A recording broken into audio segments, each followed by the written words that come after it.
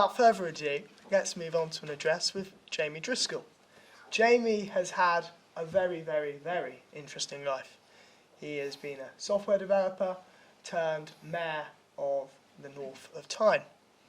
So Jamie, to start with, how has your childhood then affected your career and then your later political career?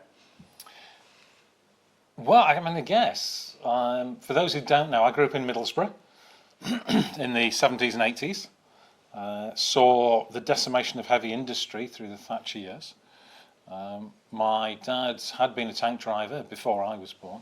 My brother served in the Navy when the Falklands was on, and my mum was a trade unionist in local government. But when we were growing up, she went from looking after 4 kids to doing a higher education degree, getting the train up and down to Sunderland every day, working part-time, looking after a family, and at the same time working through all her coursework to get a diploma in youth and community work. So you get a very different perspective of what empowers people, how they develop this locus of control to change things. And in many respects, I think I'm what you would describe as a typical red wall voter in demographic terms, not now, of course, but in terms of where I grew up. And one of the things you missed out is when I went to university as a mature student, I left school at 16, was also a nightclub bouncer for many years. Like Dominic Cummings in Durham. That's very interesting. And so you would agree then that that set you up for politics and gave you a different experience to maybe, I guess, the current mayor, Kim McGuinness? Certainly a very different experience. Yeah, I mean, I didn't become a politician. I was 48, having experienced significant poverty as a student. You know, I remember having a £5 to buy food for a fortnight, and that was it. All of those challenges. But went on to run a business, experience organisational leadership, ran martial arts organisations for 25 years. Was very heavily involved in anti-fascist work, saw firsthand the effects of violence and oppression on families, did a lot of casework with them. So a whole series of things that you take with it. But growing up, it was a different experience because I remember, I was talking to a friend about this recently, also grew up in Middlesbrough. Most of you who are younger than me won't know that one of your activities on a Sunday was looking out of the window, because there was nothing else to do. There were only 3 TV channels, there was no streaming, we didn't have videos, there was no computers, so you'd sort of look out the window if it was raining because your friends didn't want to come out to play. And it led to kind of this different approach to life and thinking. I think perhaps weren't bombarded, weren't under the kind of pressure that younger people are today. So it did lend itself a little bit to self-reflection. And I used to love going to the library, and I'd get all these tomes out and just read and read. I read half the Encyclopedia Britannica, and that's quite unusual from someone in a very violent part of Middlesbrough growing up. That's very interesting. And looking at your political career as the mayor, you talked to Ian Dale about securing the quote-unquote like the best devolution deal. Could you talk to our members about how you secured that deal and what that deal actually meant to your constituents? Yeah, so when I was running for North of Tyne Mayor in 2019, we had a seriously underpowered deal. We had no control over transport, no budget for it, unlike Manchester, unlike Liverpool, etc. So I said I would bring the region together and renegotiate this deal, which had failed. The region had tried to come together and the councils all fell out, the council leaders. They were all Labour councillors at the time, and they failed to get transport powers. As a result, the North of Tyne was set up afterwards with a reduced deal because the metro's half north of the river, half south of the river. Central government said, you can't represent a service where people can't vote for you, which is perfectly sensible. And that was at the time, so shortly after that, Boris Johnson was elected. And his inaugural speech, which was made in Manchester, he says, I will give all local leaders the power that Manchester have. So I wrote to him, and I'm paraphrasing here, I said, yeah, go on, mate, I'll have that. And eventually got this letter back from Jake Berry, who was the Northern Powerhouse Minister, offering me the power to fine people for smoking on buses. which is not anyone's definition of levelling up. So how you get a deal negotiated, all negotiation. People think negotiations about some sort of strong arm tactics or, testosterone or all the rest of it. No, it's you could describe it as basic game theory. There's something you want that works for you. There's something I want that works for me. We've got to find those things that I can give that don't cost me much and you can give and don't cost you much. And then we're all better off. So a lot of it is reading the detail and finding out what their policies are and where their budget lines are and seeing where the opportunities are. And then more with the local leaders whose objections, some of their objections are primarily to do with status. Oh, I don't want a mayor because the mayor will be above me. And then saying, well, actually, I'm working with these people here and they'll tell you different, and sort of diffusing these things. So it's a huge amount of drinking coffee, quite a few pints of beer, lots and lots of telephone calls, lots of laughing at people's jokes when they're not funny. All of these skills you need to be an effective negotiator. And there is an underlying reality to what works. So the new deal we got was £48 million a year base funding. Manchester's only getting 30 million a year, despite having a bigger population than the North East. So that it is clearly the best. And coming with it was, all told, it was about 6.1 billion, including transport money, education budgets, other things coming with it. And I remember talking to a group of prospective mayors. One of them was a council leader who'd been negotiating their deal in the Eastern Midlands, who, when he found out how much money I'd negotiated, and he was a Tory, he was saying, I should have held out for more. Perhaps you should have. Looking then at how you dealt with ministers, because you were, until fairly recently, a member of the Labour Party, but then became an independent. What was your sort of, I guess, game plan when you met with so Nadhim Zahawi to Mark Harper to Boris Johnson? Yeah, I mean, an awful lot of ministers, they got through them really quite quickly. So at times, the strategy was finding out who the hell they are. So as part of the devolution deal, I'd been working with Simon Clarke. This was pre-COVID, and he'd been a Treasury Minister, and I was down actually in the Chancellor's office, and we'd started talking about it with the Chancellor, and then he's there. And so you shake his hand and say, Simon, you're an MP for Middlesbrough South, aren't you? He said, I grew up there. And so you're building this bit of connection. And then you got chatting. I'd looked him up and I realised he'd studied history at university. And so the first phone call I asked him what his interest was. He said, the Civil War. And I said, did you know that Newcastle and Sunderland were on different sides in the Civil War? And I think that's why our devolution negotiations fell last time. And so you start talking about that, and then, all right, I'll listen to you. You're obviously not someone who's just here to shout at me. And then you start to say, well, what is it that you're interested in? What is it that you want? And that got us an awful long way. At one point in the devolution negotiations, the then Transport Secretary, Grant Shapps, we negotiated this extra money to come to the region, and they said, all right, but the money we give you for the Tyne Metro, we're now going to take out of that. And that was £54 million a year. I said, well, hang on, how does this work? If you are commuting in Manchester, you use the National Rail Service, because they don't have a metro. But that's paid for by Westminster budgets. Now, we're being penalised for having a cheaper, more cost-effective system. And he says, yeah, all right, you've got a point. He says, but it's a Treasury decision. He says, great, I'm going to go and talk to the Chief Secretary of the Treasury, and I'll tell him you back me. And he started laughing. He says, yeah, all right then. And that's exactly what I did. So, you have to work it. You have to talk to people. When Boris Johnson resigned, it was a Thursday, because I was down in London that day. I can't take credit for it. And I thought, oh, bloody hell, we'd had this Devo deal. And right at the top of our risk register, when you work these things out, if you do it properly, you've got a risk register, was political shift. Because it was never really nailed on. No government has ever been that keen on devolving power away from Westminster for obvious reasons. They like to keep control of things. And we didn't know who the new Prime Minister was going to be, but there was the interim minister, and it was Greg Clark. I don't know anything about Greg Clark.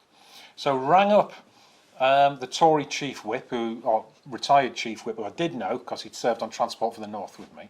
We built an effective relationship. What do you know about Greg Clark? Oh, he's all right, yeah, get on with him. Yeah, you got his number, yeah.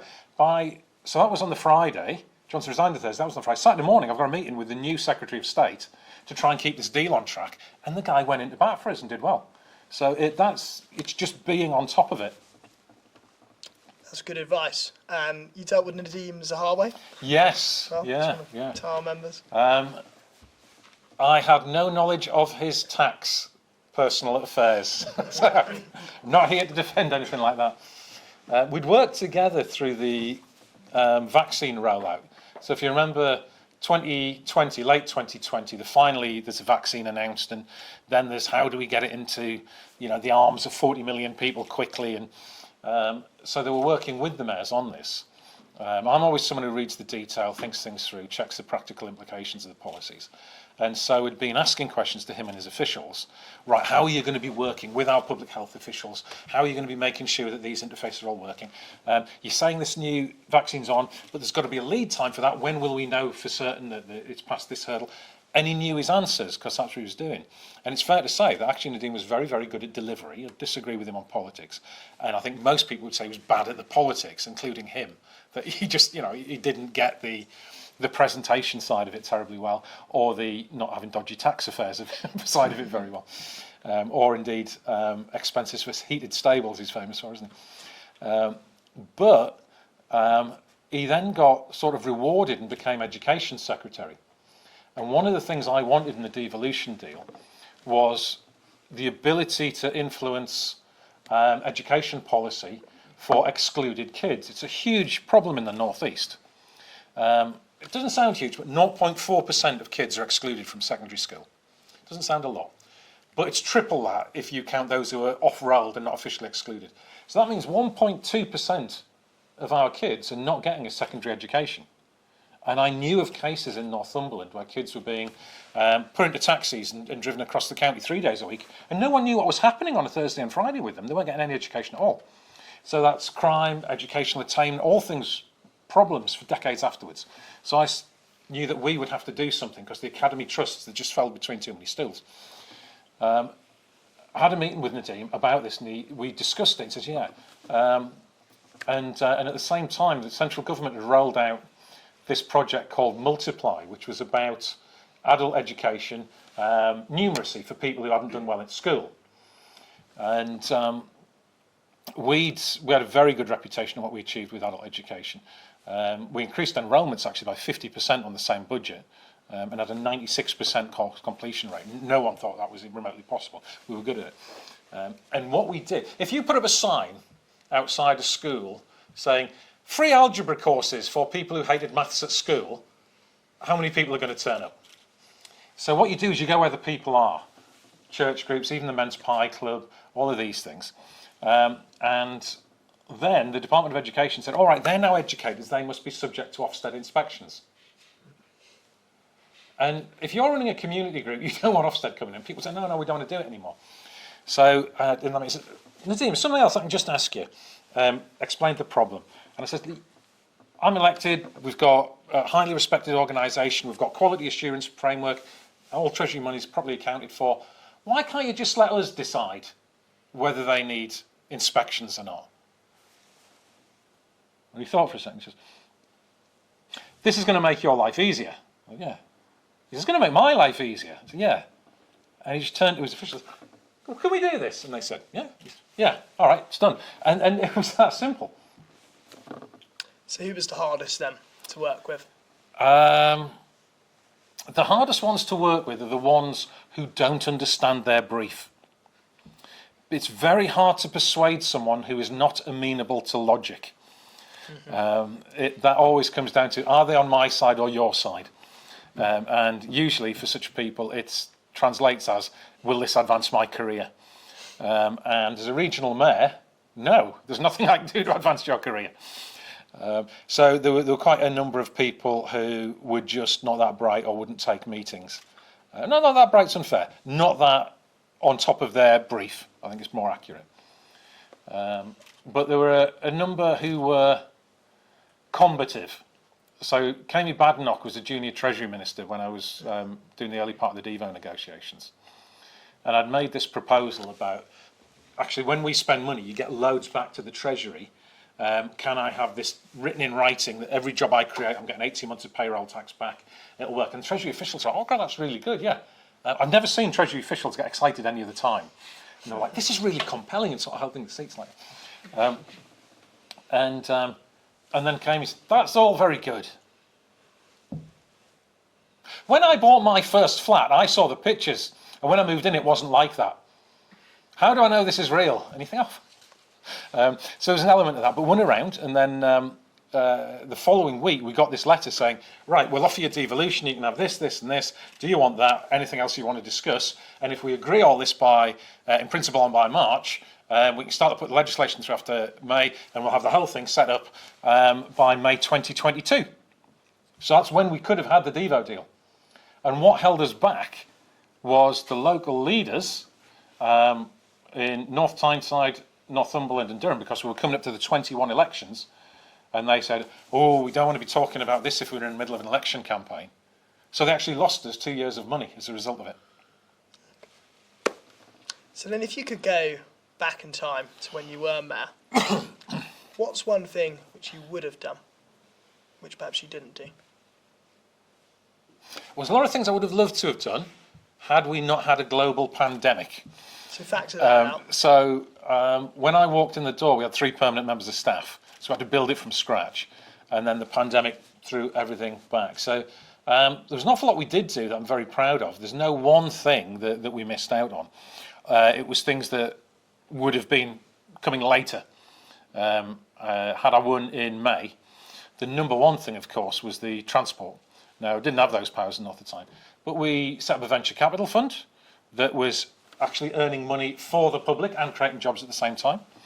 We had a target of creating 10,000 jobs over 30 years. The total number of jobs we'd created by the time I left office was over 11,000. We hit a 30-year target in under 5 years. We increased adult education. Did loads of really good work with communities, funding community projects, empowering them, all sorts of environmental initiatives. We had the Citizens Assembly on climate change. So it was just more time to do stuff, and there were things happening. What I would love to have done, one of the things that I think is a big problem socially, is often the self-perception of young people, their belief in a social contract. When I was growing up, there was this belief, even in the place that I grew up, which was very rough, that if you did well at school, you'd end up with a better job than your parents, and life would be vaguely fair. You know, no one was naive enough to think that you were necessarily going to become an astronaut or a pop star. But, you know, you could get a job, you could buy a house, you could look after your family. And you go to the villages and towns in County Durham, and the young people don't believe that anymore. And that's really worrying. Because what does that lead to? That kind of nihilism. So there was a project that I'd outlined, which was a youth voice project. And I was going to be putting £10 million into it over the 4 years to hire creatives and community workers to go find young people in these areas and get them to express their voice and tell their story about their area. Be that African drumming or putting on a play or painting a mural on a wall, to get them involved in it, learn skills, because those soft things that never appear on government targets, do young people care about their own future? If they do, half the other problems solve themselves. And if they don't, you can spend all the time you like on extra police patrols. It's not going to keep the crime rate down. Very fair point. So, moving on then to the national political, I guess, theatre. How's Starmer doing? Do you think he's succeeding? Sorry. 6 or so months in. Is he succeeding? Well, if he's on a speed run to make the Labour Party very, very unpopular, he's doing a cracking job. Hands up anyone who thinks Keir Starmer's doing a good job, even by his own terms. I suspect, were you to ask that question in any room other than the Parliamentary Labour Party, you would get the same result. So, no, he's not. Now, you can say, is he doing what's necessary for the country? I would say absolutely they're tending in the wrong direction for that. But even on their own terms, why does someone spend years berating the Tory party for low standards of integrity, for taking backhanders, and then take £100,000 of freebies? I mean, the guy, he's not an idiot. he might be unwise, but he passed the bar exam, he ran a major public service. He must have known that was going to come out when he was writing it in the register. So why would you do that when the guy's already a millionaire? So, you know, the winter fuel allowance. Why would you roll that out in such a clumsy way? Maybe there's an argument to be had that very wealthy people shouldn't be getting the winter fuel allowance. Fair enough. You can argue for or against that. But what you don't do is just throw out this blanket thing without any warning and everyone say, hang on, what's going on here? And time after time after time, there's been policies done on that. The worst thing, though, I think, is this is perhaps exemplified by the announcement just before Christmas, I think it was. We've got a plan for social care, to talk about it for 3 years and let you know what we think after that. They need a dictionary. They need to look up what government means. There's a thing called short money. The political students here will know about it. The opposition parties get a certain amount of money depending how many MPs they've got, how many votes they've got. The Labour Party was getting £7 million a year of public money throughout Keir Starmer's entire term in opposition. And then they get into government and say, right, we haven't got any plans. What were you doing with that money? And how on earth are you expected to fix anything? So, you know, in the July time, or August actually I think it was, we had the Darcy review for the NHS. So West Street was there saying, right, I've asked this bloke to do a review of the NHS. That was your job when you were opposition health secretary. So they don't have plans. What's the plan for growth? The plan for growth is we'll build 1.5 million houses. All right, what's the plan for that? Oh, we'll make planning permission easier. Right, are you aware, Lisa or Angela, that there are 1 million houses that have planning permission that are not being built? A lack of planning permission is not the problem. The problem is that there is no public investment in housing. So volume house builders only build houses when they can make a profit, as is their objective. They are not there to serve the public good, they would say. They would say they are there to make a profit for their shareholders. All right, but if you want to then have 1.5 million houses built, you've got to find a different way.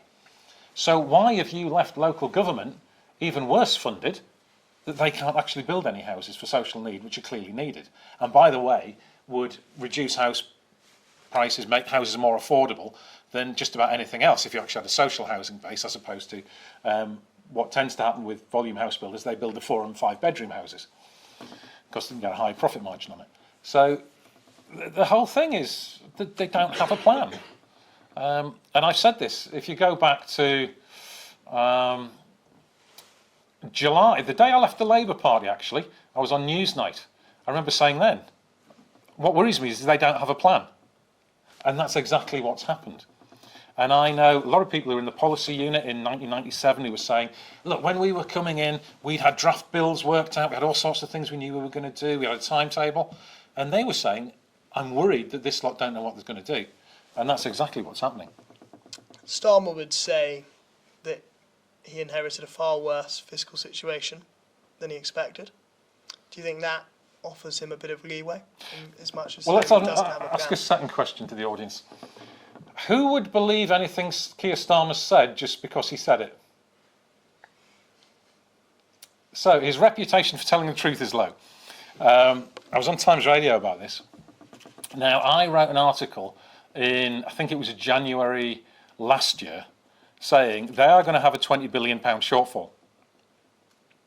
If I knew, they knew. And the reason for that was the departmental spending allocations hadn't been uprated for some years. And Jeremy Hunt had lowered the employees' national insurance contribution, and therefore that came to about 20 billion. That would have, 15 to 25 would have been, roughly the same window. And then they come and say, we've got £22 billion black hole. And the OBR, you'll notice, said no, it was £9.5 billion that was unaccounted for because they hadn't updated the departmental spending review, and the total, yes, that's how much the shortfall is, but they knew. So if you knew, you knew. But that in itself assumes that we're operating on a household budget model. So you, Charles, or I, as a homeowner with a family, you have a certain amount of money, and if you've spent it, you've got to go out and earn more. It doesn't work like that with the government and a national economy, because any money that the government spends ends up going into somebody's pocket who pays tax on it. So it comes back to the government. And then their money they spend. So if you were to spend £1 billion recruiting more mental health professionals, well, immediately you get a third of it back straight away in payroll taxes. And the money that they spend, they are unlikely to be going out and buying yachts from overseas dealers. They're far more likely to go out for a meal or get the back bedroom decorated. All of which money is going around, all of which is economic activity and real wealth being generated.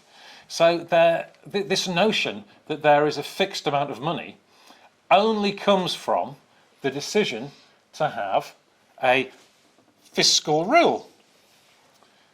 Now, there is no objective measure of a fiscal rule.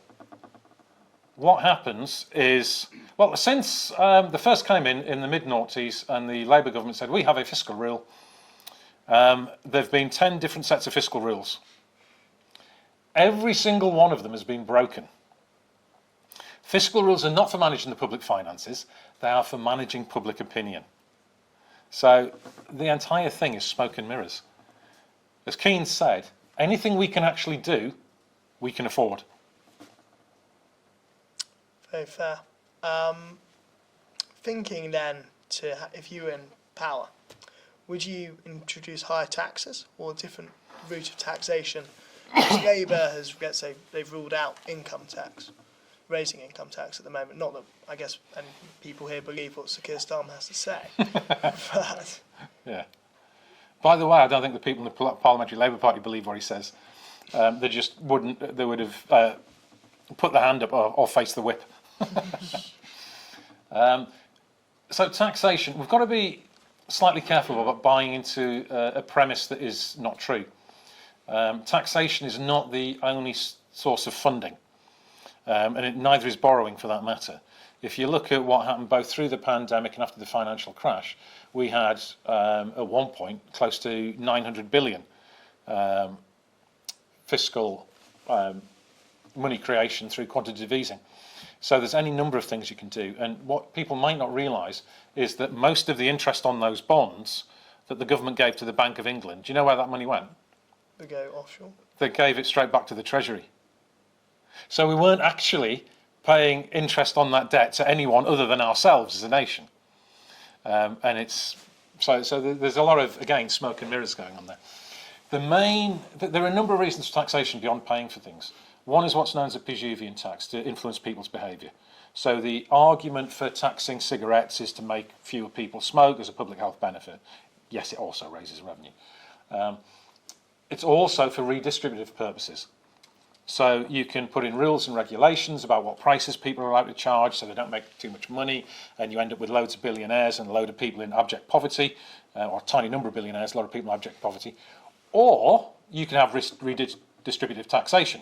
So it's not just to pay for the public services, it's to make sure that people aren't hoarding money in offshore bank accounts, and instead it's going back in the pockets so people can spend it and keep the economy's wheels turning and real wealth being generated, to make sure that, you know, in the spirit of anything we can do, we can afford. Well, why was it we were unable to deliver HS2? It wasn't just the money, the British Civil Service no longer has the capacity to plan a project of that scale. It's been hollowed out. Likewise, if you go to any social care department, any child and adolescent mental health group in the country, and half the schools, they are struggling, even if they've got the budget, to hire the people. So this is where long-term investment is necessary. So one of the things we should be doing is looking at a wealth tax, which would be on assets, not income. Very, very hard. What would a threshold be? So there are any number of things, and I would always look at it and work it out carefully before I advocate for anything specifically. But I know if we were to say at £10 million of assets, if you were to pay 2% a year above that, that would generate a huge amount of revenue, and also start to deal with the problem of passive wealth. If you've got £10 million a year in assets, by the way, you are a long way from being a billionaire, to the tune of 990 million, obviously. Yeah. But also, if you've got £10 million that you can just park as cash, you're going to be getting 5% a year on that anyway. So if you keep the numbers simple, 100 million a year, you're going to be getting 5 million a year for doing nothing, real terms. So all this is going to do is slow it down a bit, so you're not getting quite as rich, quite as fast for doing nothing. And it would encourage them to invest that money, not in passive wealth, but in useful projects, in generative projects, job creation, developing new things that people are interested in, as opposed to, oh, you know, I'm going to buy some more property and rent it out and do nothing with it. So that money would be then reinvested into the north of England infrastructure projects. Because you talked about this bridge, what was it, Gateshead Flyover? The Gateshead Which the Flyover. new mayor has. Do you want to explain? Is anyone familiar with the Gateshead Flyover debacle? There's a few, yeah. So the A167 that goes through Gateshead was built, I think it was opened in 1972. Very, at the time, modern city in the clouds sort of stuff. There's about 40,000 vehicles a day go on it. A lot of you'll know the Central Motorway in Newcastle. It's essentially the same system, the other side of the Tyne Bridge. And an engineer inspecting it on, I think it was the 13th of December, said, close the road, and then very quickly afterwards close the metro tunnel underneath it. So the Tyne and Wear metro could not reach Central Station. So no one could get the metro to get on the national rail. It was transport chaos. You don't expect this in a major city in Britain. And what had happened was, as an engineer, I mean, I know this sort of stuff, wrote an article on it if anyone's interested in following my Facebook. The CS450 report, which says you're supposed to have a certain schedule of inspections, they'd commissioned that a year or two earlier. So they knew there was a possibility this could be closed.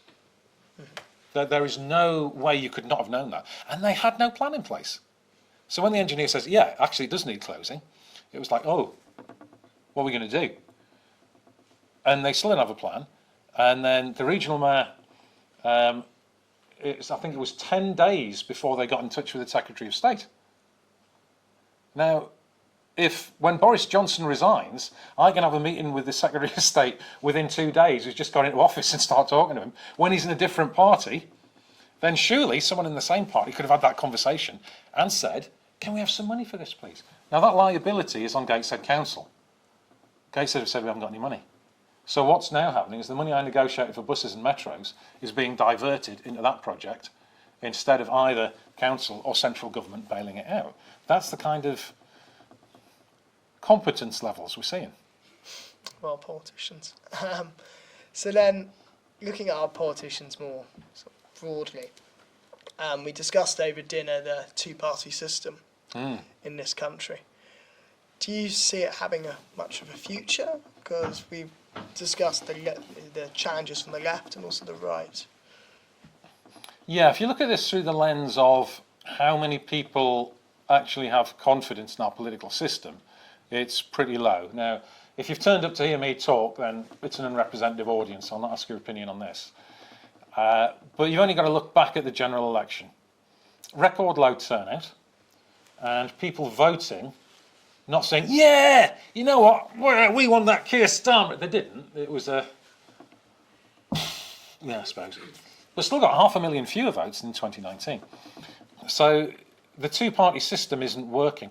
The idea of the two-party system is it's supposed to work, at least in British politics, where we have a first-past-the-post system, which we share with Belarus, and that's it. Haven of democracy. And in the States, you have open primaries. So candidates have to present their ideas and beliefs and values to the electorate. In the British system, you whip to within an inch of your life, especially nowadays in the Labour Party. It was never quite that bad in the past. And the party badge is your ticket to your political career. So even people who disagree with the leadership, very few of them will speak out, very few indeed. So there is no debate now. And what that's leading to a situation that people can see, And a lot of people are much more intelligent and informed than politicians and commentators give them credit for. They can see that the whole thing's a bit dodgy. They might not know the inner workings, but half the people who are looking at reform are doing so because they believe that everybody else is dodgy. And I think a lot of the people saying they're going to vote for reform won't vote for reform because they think reform is even dodgier. And it doesn't take a lot of investigation to see what Nigel Farage is making his money doing. And so there is space, but I don't think it will start with the national elections because you thrust immediately this heavily weighted media representation based on number of MPs at the previous, number of candidates you're standing, that sort of stuff. The exceptions, of course, is things like Question Time or the newspapers where Nigel Farage has done it 41 times. And, not that I'm bitter or anything, they wouldn't let me on once. But this is where local campaigns will make a difference. So since July, there's been around about, last time I counted, there was 180 by-elections in councils. The Labour vote has plummeted. The Tory vote hasn't gone up, but they've been winning seats as a result of a mathematical artefact where Labour votes have fallen and they've still got some of them in. Reform have won some, but not many. The Greens have occasionally won where they've organised a good ground campaign but done nothing else. And what we're seeing is that a good ground campaign will win it. So in setting up majority, the political movement that I lead, but there's hundreds of people in it in the North East already, and it's growing, and there's people coming on board all over the place, and I think that was a call from someone earlier, is let's actually create a training ground for people to get political experience, demonstrate their integrity, demonstrate their confidence. And if we look at the next set of local elections in Newcastle are in 2026. And in May, I got 25,000 votes, Labour got 26,000 votes in the mayoral election. Now, does anyone think that the Labour Party's vote is the same as it was? That's fallen. So if that election was this Thursday, we'd win. So we can win that council. Now, what happens when you start to see the council of a major city won by an insurgent party? That's when people start to believe. That's when they start to think this is not hypothetical. This is actually a route through. And we've got to remember, it was a two-party system with the Liberals and the Conservatives for centuries before the Labour Party came along. There's nothing to say that can't change again. And the drive for proportional representation is increasing all the time. So it's quite possible then we do have an alternative on the left as much as an alternative on the right. And then what happens in the middle with the Lib Dems? Which gap do they go into? See, I've got to challenge your premise here about left and right. If you look at reform simultaneously have what I think is a pretty nasty rhetoric of blaming people. It's dog whistle racism for being victims of war and massive displacement due to climate crises. But at the same time, in their manifesto, was a commitment to take the utilities into public ownership. Now, do I believe that someone like Nigel Farage would ever honour that commitment? No. But they do sometimes come up with that rhetoric. And at the same time, people often tell me that I'm left-wing till they talk to me. And then think, actually, that's just really sensible. There's a Treasury Minister, you might not have heard of him, Bim Afalami, and we were at the Global Investment Summit. We were chatting away because he was at the dinner table with me. And he says, I don't know where to place you. He says, you have all these sort of lefty ideas, and then you've set up a venture capital fund and you're making money and you're creating all these jobs and you talk about productivity, you actually know what you're talking about. And so I think what we need, first and foremost, is high standards in public life, in terms of integrity. Then if we look at our values, and so this is where you could be described as left-wing, but I think they're fairly broad. I think that there's just something fundamentally wrong with having people sleeping in doorways, children in poverty, at the same time as there are people buying more private jets than ever. You've got to say, all right, we've done something wrong as a society. Even from a sustainability point of view, that doesn't work. It's not going to be any good for the future of a country if you've got people growing up with poor educational attainment, etc. So if you've got that value, and then you say we must follow the evidence when we come up with policy, then actually the majority of people agree with that.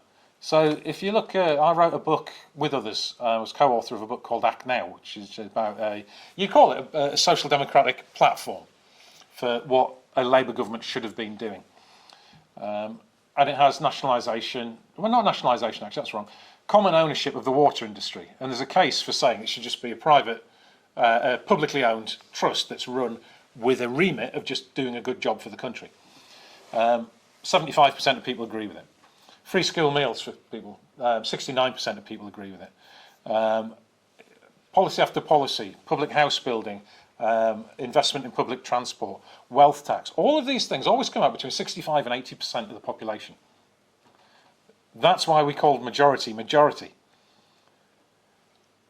And yet, we never seem to get that on the ballot paper. So what goes on between talking to people and seeing what they want and what ministers do in office? Well, there's a lot of vested interests, there's a lot of lobbyists. If you follow the money of how much, for example, West Streeting's taken from American private healthcare companies, you might then start to understand why he's so keen to have more private operators in the NHS. Well, without further ado, let's open up to the floor. So if you've got a question for Jamie, please raise your hand and state your name and college. The gentleman there. Right, Admiral John, Josephine Butler College. Let's ask the most, I've got those questions, let's ask the most boring possible one. Let's talk about the structure of the North East Combined Authority. Yes, so, I've met quite a few of the North East Combined Authority, and they're mostly Labour, all but one of them are Labour. And there's one of them, and actually, I thought that would be the one that everyone hates. And actually, no. The Labour people hate each other far more than they hate the one up there. And say you'd won. You'd have to manage that, and as I understand it, I'm not entirely down to this, but I think you'd have to get things through that body. Now, when you're on North East Tyneside, that's, as I understand, North Tyneside, Northumberland and Newcastle, that's three. So, I assume you had a chair's casting vote, you just need one of them on side. Why did you, and also, why is it structured like that? It doesn't seem a very good body for accountability either. It seems like quite a closed-off body, and it doesn't seem like the kind of body you do if you were trying to get a lot of things done. Okay, was it Avril? Yeah, Yes. Avril. So thank you, Avril. Accountability, you're absolutely right. I did mayor's question times all the time, so that there was accountability, but that was entirely voluntary. There is a transparency problem with this. For example, members of the public can't even turn up to the overview and scrutiny committee and hear it, and that's something that it's a separate issue from the structure. So actually, when you said this is going to be the most boring question possible, I thought that sounds like a challenge, but you did quite well. There are, in fact, not all Labour. There is the Conservative leader of Northumberland in there as well, Glenn Sanderson. So when I took office in the north of Tyne, I had Nick Forbes, who was the leader of Newcastle, who I'd beaten in the Labour selection, who was far more hostile to me than the Conservative Peter Jackson, who was also quite hostile, who was the Conservative leader of Northumberland, who was worried that if I did a good job, it would make it harder for him to win seats for his party in 2021. And Norma Redfern, who was a political ally of Nick Forbes. We only ever had one contested vote, and that was over the Citizens' Assembly on Climate Change, which Peter Jackson refused to vote either way, so he abstained. Now, there is no mechanism for abstention, so actually it was still a unanimous vote. Every other thing we did by doing it right. So this is where any poetry fans in, T.S. Eliot, some of you might have heard of. He wrote a play called The Rock, and there's a great quote in it. Everybody is dreaming of systems so perfect that nobody has to be good. So the way I approached it is when they all had their own vested interests, I would say we are operating together for something that works for everyone. We never divvied up the money and said there's a certain amount for everyone. I said it has to be strategic across the region and work for each person. And fairly quickly, they cottoned onto the logic of that. Because the people who, in the end, who ended up getting the most money were the people who could take most advantage of the money. So if you didn't have a project, you didn't get some money parked into your bank account, you could move to something else. So it incentivised coming forward and leaning into it and coming up with good stuff. That's what a good organisational leader does. So very good relationships with Amanda, because I helped bring, well, actually pretty much entirely brought Durham into the deal when the Tyne and Weir lot wanted to exclude them, and got Durham into the North East. Very good relationship with Glenn, who was quoted in The Guardian saying, Jamie is an excellent, honest broker and deserves credit for his role. So that was when I was still in the Labour Party, because I was always honest with him. I said, Glenn, this is going to be an issue for Graham and Sunderland, etc., etc. What's the way you want to go through with it? And make myself available. So you can do that. But you're right about the problems in the Labour Party. 5 Labour councils in Tyne and Weir.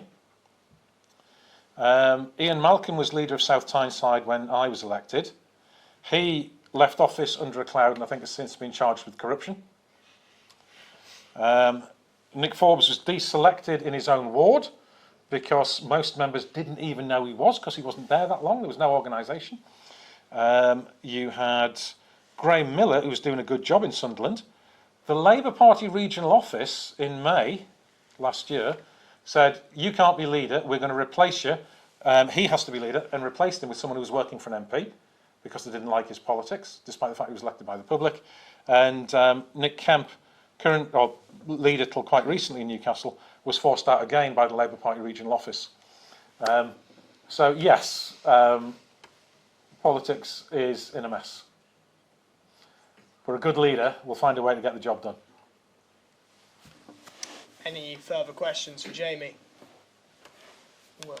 Yeah, Will Lawrence, John Snow College. So I'm a big football fan, and obviously Newcastle United in your area.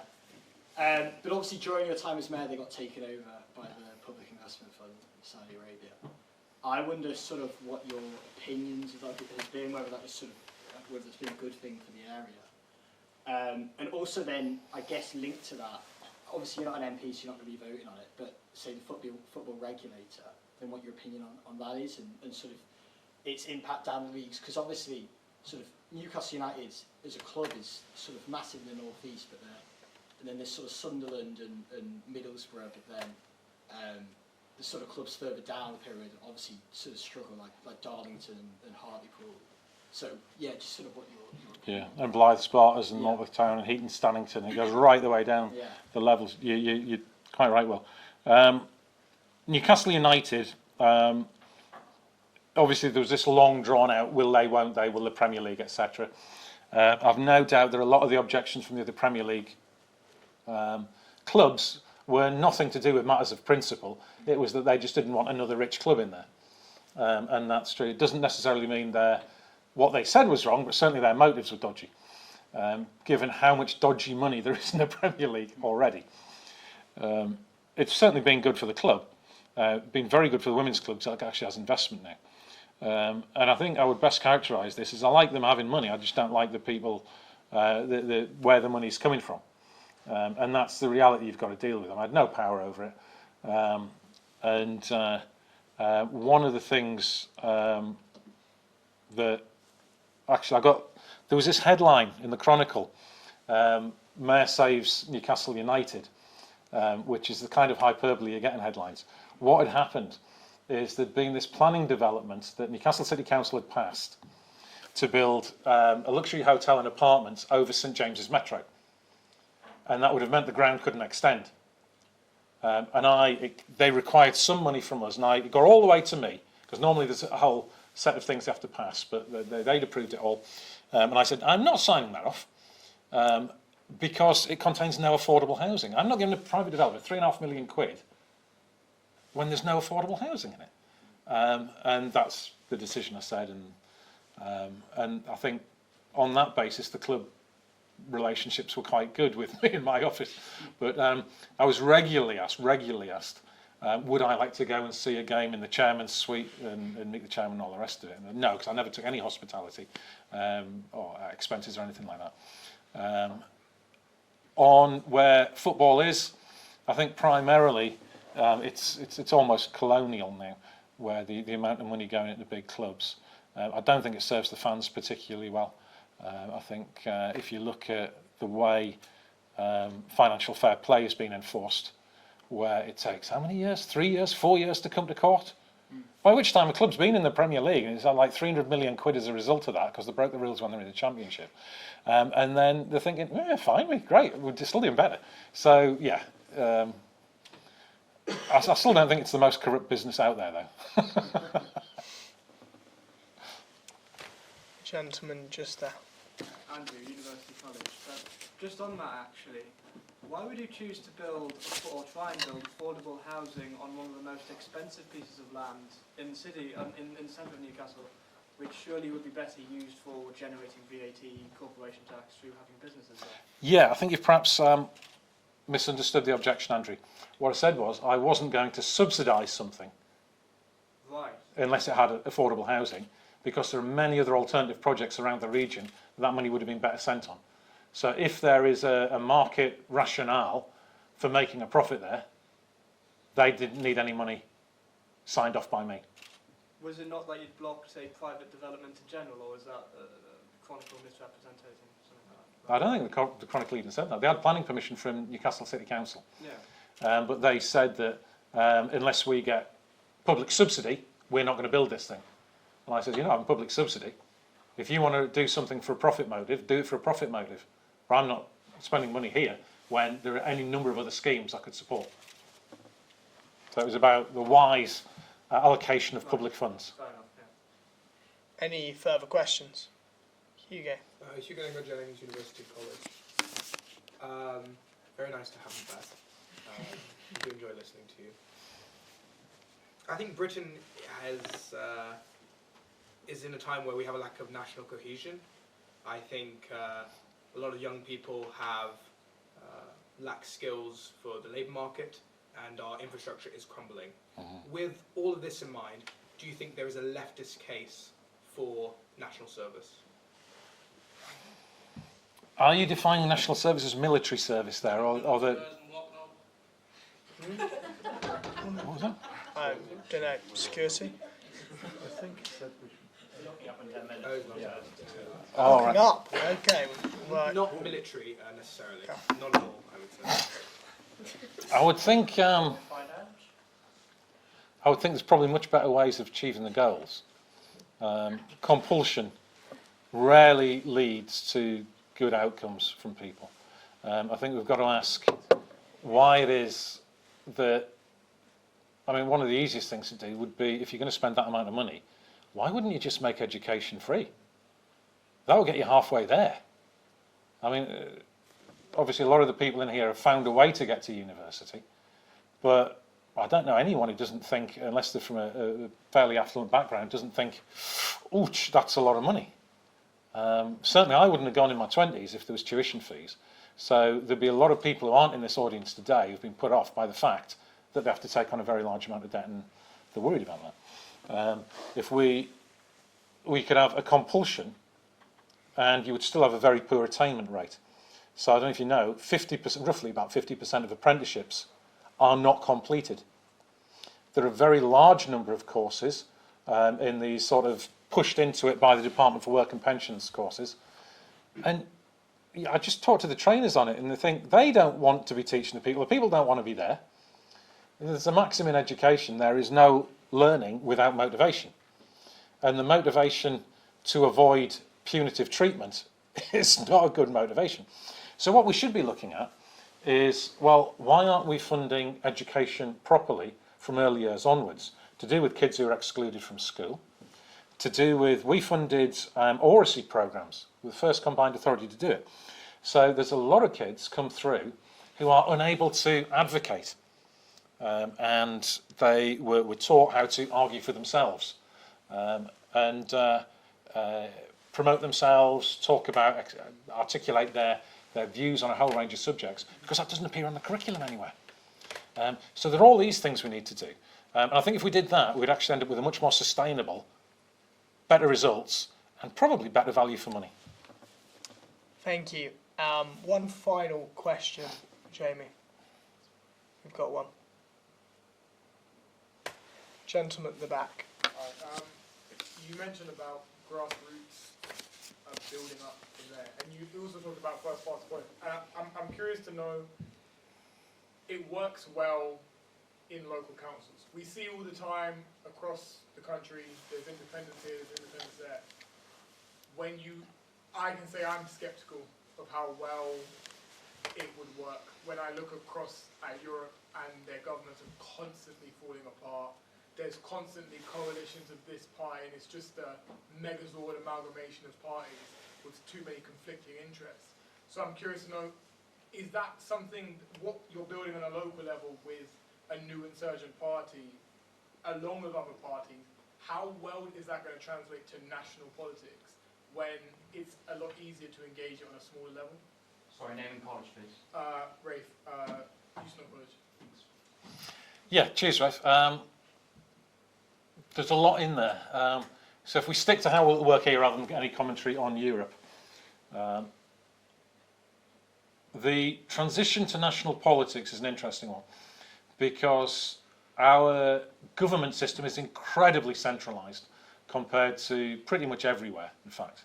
I mean, you look at the United States, the clue's in the name. It is the United States. They have huge state legislatures. Germany, it's actually called the basic law that you have 3 tiers of government. You have the national, the regional, and then you have the local areas. And they have a lot of power, including a lot of nationalised banks to make sure the finance system works there, which is why German industry is much more robust than British industry. So there's a whole range of things that need to be fixed, and they're not all going to happen quickly. But what we do know is if we don't get on with it, it will never happen. Now, what the outcome of the next election will be is very hard to say. You know, the Labour Party, it's theirs to lose, but they're making a mess of appearing competent, they're making a mess of appearing honest, and all they've got going for them is the wit, charm, warmth and charisma of Rachel Reeves and Keir Starmer at the moment. So it's not looking good. But will that lead to unstable government in this country? Well, quite possibly. You might even ask, have we had stable government since 2015? Johnson had an 80-seat majority, didn't have a stable government, didn't do much. Or, you know, fair play, the pandemic was a difficult thing to deal with, but even outside of that, it was a mess. So we're going through a serious phase of transition, substantially, because the economic approach that broke in 2007-2008 has not been addressed. There are still vast amounts of money being taken out by wealth extraction. I don't know if anyone saw the news, I think it was yesterday, an Oxfam report.